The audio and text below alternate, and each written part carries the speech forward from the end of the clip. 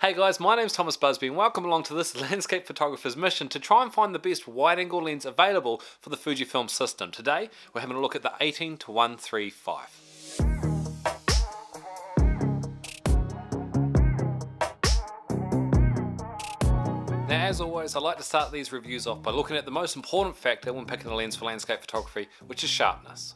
Now, when shooting wide at 18mm, unfortunately the 18-135 isn't too great. It's what I'd call below par until about the f4.5 to 11 mark. It's not too bad, but it really starts to fall off like all the other lenses do after that. At 18mm, this lens struggles to get enough detail in the corners unless once again you treat it as that f4.5 to 11, then it gets pretty good. You can definitely get some great results out of it. Corner sharpness gets fantastic around that 50 to 70mm range. It's just a shame that center sharpness has to drop down by then for you to achieve that corner sharpness. Overall, that's a pretty rough score for as far as sharpness goes, but it brings up a very interesting point. This is a very versatile lens. It is an 18-135, and it is never going to be as sharp as a less versatile, especially compared to a prime lens. And it doesn't matter which brand you are, if you're expecting prime lens sharpness out of a very versatile lens, I'm sorry, physics just does not allow that.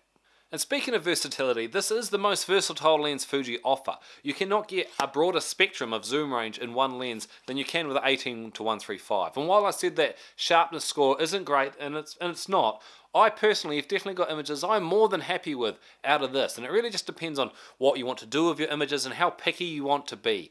If you can just tone back your expectations a little bit and you're mostly only posting to social media, you can definitely get phenomenal results out of such a versatile lens like this, the 18-135. Next on to value. It is actually not too bad. It's not the cheapest lens you can get, but it's definitely on the lighter side of price. For how much you get in one option for starting out, this is an awesomely good value lens. The price isn't too high up there compared to all the other wide angle options available. When looking at features, it's a 67mm filter or lens cap. It has a really good stabilizer. It is weather sealed. I know I bring that up a lot, but I really love a good quality weather sealing. If you're around anything like waterfalls, sea spray, moisture, and you've got anything, dust landing on there, and you close your lens up, a non-weather sealed lens is going to clog up, get crummy, and over a couple of years definitely start to fail and fall apart. Weather sealing, while it might seem like you're paying a bit more for it, and I've definitely got great results from a non-weather sealed lens. As far as just something that's going to stand the test of time, weather sealing is an awesome result. Plus also as far as autofocus goes, it really comes down a lot more to your body and what firmware you're using. If you want snappy autofocus, get an XT4 say, update your firmware and you'll get very, very happy results with that for still autofocus performance. Okay, let's have a look at the size and weight. This is a little bit bigger and a little bit heavier compared to a lot of the other wide angle options. And if you're coming from say a DSLR, this is probably the size and weight that you are used to, which I'm not saying that's a good thing because you're probably changing because you want a smaller, lighter system. And so it does lose some points for that. However, say compared to its other competitor, which would be the 16-80, they're pretty similar size. And to be honest, as far as weight goes, I think there's only like 7 grams different. There's very little between those two, the 16-80 and the 18-135, as far as size and weight goes. And you've also got to remember, this is a lot of lenses in one. If you're going to carry an 18mm, a 23mm, a 35mm, a 50mm, a 90mm, a 135mm, all in one, it's going to be a lot bigger and a lot heavier than that. So yes, while it is bigger and heavier, it is a lot of lenses in one. It really just depends on what you want. But as far as weight and size goes, it is a little bit closer to that heavier side of things. When it comes to aberrations and Astro Performance, unfortunately just about every single other lens from Fujifilm is better than the 18-135. Its aberrations is at 0.7%, which doesn't sound like much, and to be honest, anything under 1% is still very usable and great. And I've got great images out of it. However, if you have any other lens and you're thinking about doing astronomical photography, that other lens is better. But as far as vignetting goes, as far as chromatic aberrations goes, it's all pretty minimal. Fuji do a phenomenal job of removing most of that in camera, and so it's just really in that astronomical performance that there are better options than the 18-135.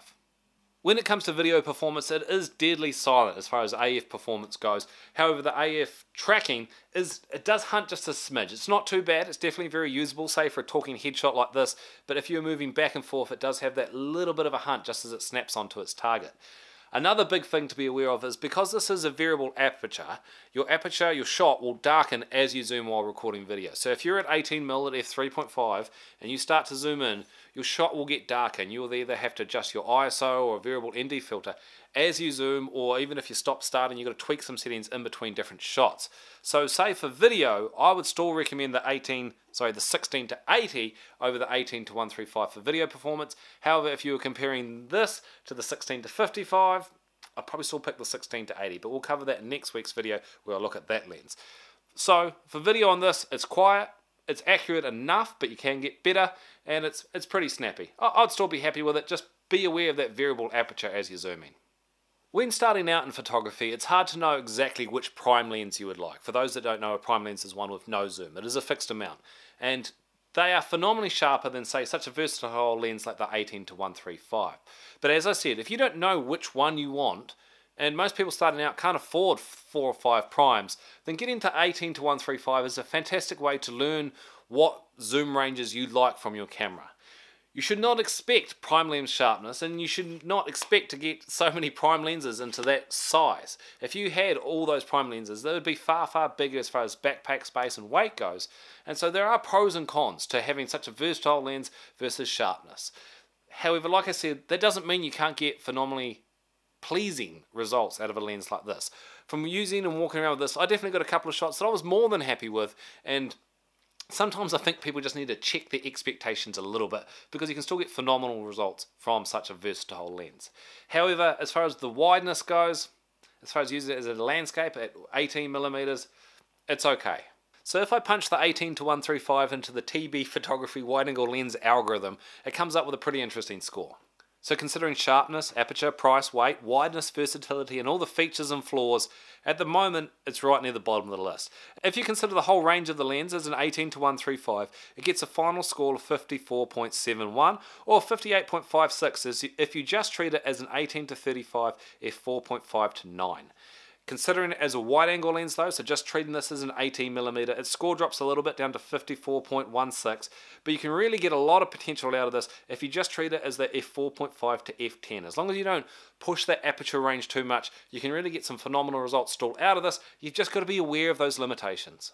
If you didn't see your lens on that list, feel free to hit that subscribe button as I review more and more, and every single one of the Fujifilm wide-angle lenses available, plus a couple of third-party lenses. Thank you very much for those that have been sending them to me. If you have any questions, please guys, let me know down in the comments below. I would love to hear from you. If you could like, share and subscribe, it would mean the world to me and help me get one step closer to doing this full-time for a living. But otherwise, until next time, I'll catch you next time.